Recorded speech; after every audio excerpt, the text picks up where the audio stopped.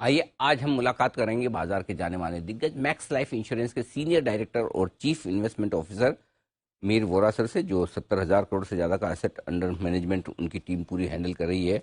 और 25 साल से ज़्यादा का लंबा गहरा अनुभव सर का है ही मार्केट्स को ऑब्जर्व करने का, इन्वेस्टमेंट्स का। मीर सर, बहुत बहुत स्वागत है सर, धन्यवाद समय देने के लिए। और सबसे पहले आपको, आपकी पूरी टीम को सर बहुत बहुत बधाई, शुभकामनाएं नए साल की। उम्मीद करें कि अगला साल आपके लिए बहुत मंगलमय और समृद्धि वाला हो सर। बिल्कुल, धन्यवाद अनिल जी। जी always a pleasure to be on your show. जी और जी बिजनेस और आपको भी 2023 के बहुत बहुत गुड विशेस। जी मार्केट सबको प्रोस्पेरिटी दे। बिल्कुल सर। और आपका डायरेक्शन है, गाइडेंस है, तो बिल्कुल हम कुछ ना कुछ अच्छा ही करेंगे। वहीं से करता हूँ शुरुआत। सर, ये फिर से थोड़ी ग्लोबल चिंताएं बढ़ने लगी है। अब कोविड वाली सिचुएशन, फिर से लोग थोड़े डरे हैं। अमेरिका में रेसेशन के खतरे भी है। तो क्या 2023 में जो ग्लोबल रिस्क हैं, ग्लोबल खतरे हैं, वो थोड़े बेहतर होंगे या चिंताएं बनी रहेगी? थोड़ा पहले एक बार आपसे, क्योंकि आपका इतना अनुभव ग्लोबल मार्केट्स का भी है, तो वो मैं पहले गाइडेंस लेना चाहता हूँ सर। बिल्कुल। सो 2023 में ऐसा लग रहा है कि जो ग्लोबल सिचुएशन है वो इंडिया से बेटर नहीं रहेगी। इंडिया की सिचुएशन जो डोमेस्टिक इकोनॉमी है वो डेफिनेटली ग्लोबल इकोनॉमी से बेटर रहेगी।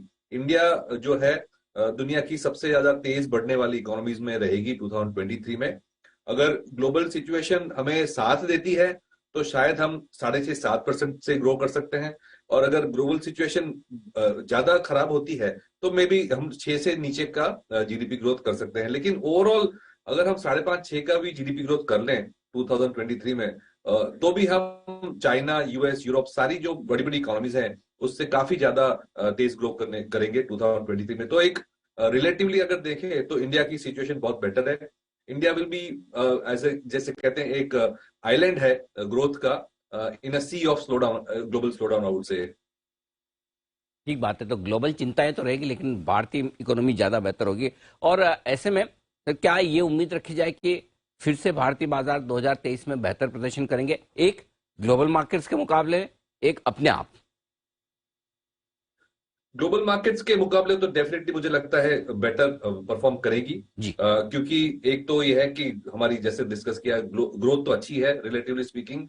और दूसरी जो लास्ट 3-4 साल में हमने देखा है जो डोमेस्टिक इन्वेस्टर है, चाहे रिटेल गिने या इंस्टीट्यूशनल इन्वेस्टर गिने, जिसमें mutual funds, insurance, pension fund, EPF वगैरह आ जाते हैं, उनकी जो रेगुलर सेविंग्स जो इक्विटी बाजार में आ रही है वो काफी स्टेबल है, काफी रोबस्ट है। हमने देखा है कि लास्ट 3 साल में इतनी उतार चढ़ाव हुई बाजार में, लेकिन ये जो बेस फ्लो, मंथली फ्लोज हैं, वो काफी स्टेबल रहे हैं।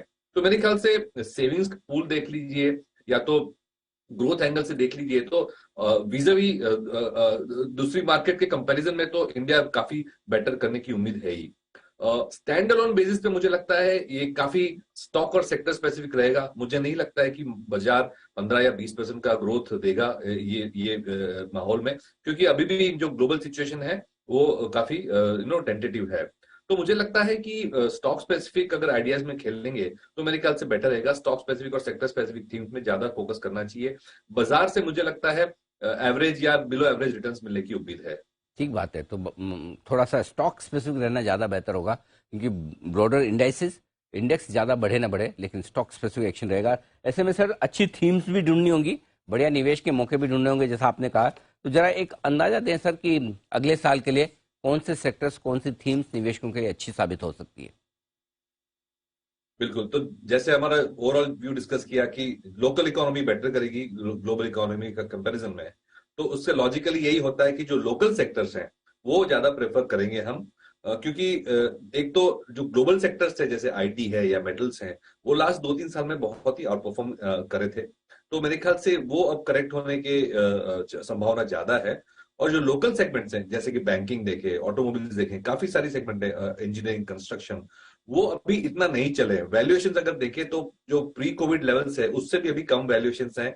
ऑटोमोबाइल सेल्स देखें तो अभी भी 2019 में जो सेल्स थे वो अभी उस लेवल पे अभी तक धीरे धीरे करके आ रहे हैं। तो मेरे ख्याल से काफी ग्रोथ पोटेंशियल डोमेस्टिक सेगमेंट्स में है। वैल्यूएशंस ये डोमेस्टिक सेगमेंट्स में अभी भी रीजनेबल हैं। तो मेरे ख्याल से ये अगर देखें तो बैंकिंग, ऑटोमोबाइल, सारे डोमेस्टिक सेगमेंट्स हैं, कैपिटल गुड्स, कंस्ट्रक्शन, उसमें हम ज्यादा फोकस करेंगे ये साल। ओके, तो ये आपके लिए घरेलू सेक्टर्स हैं जहां पर आपको रहना है पॉजिटिव। तो कोई ऐसे सेक्टर्स हैं जहां पर थोड़ा सा सावधान भी रहा जाए सर? बिल्कुल, मुझे लगता है जो ग्लोबल सेक्टर्स है जैसे कि metals, commodities, oil and gas, IT, ये सेगमेंट्स स्लो डाउन का सामना करेंगे क्योंकि ग्लोबल डिमांड इतनी अच्छी नहीं रहेगी। तो वहां हम काफी अंडरवेट हैं और शायद 2023 में बेस केस में वही अंडरवेट सिचुएशन रहेंगे। कोरोना लिंक्ड अगर ज्यादा स्केयर हो जाता है तो थोड़ा रीशफलिंग हो सकता है सेगमेंट में, जैसे कि फार्मा है, हेल्थ केयर है। बट इन जनरल मेरे ख्याल से ग्लोबल सिचुएशन ज्यादा खराब है इंडियन से। तो ये है आपके लिए पूरा का पूरा 2023 का आउटलुक। मेहर सर, बहुत बहुत धन्यवाद सर हमें समय देने के लिए और अगले साल के लिए बाजार पर अपनी राय देने के लिए। और एक बार फिर से सर आपको बहुत बहुत शुभकामनाएं नए साल की। धन्यवाद। धन्यवाद आपको भी। तो मीर वोरा सर बताते हुए आपको अगले साल का आउटलुक छोटे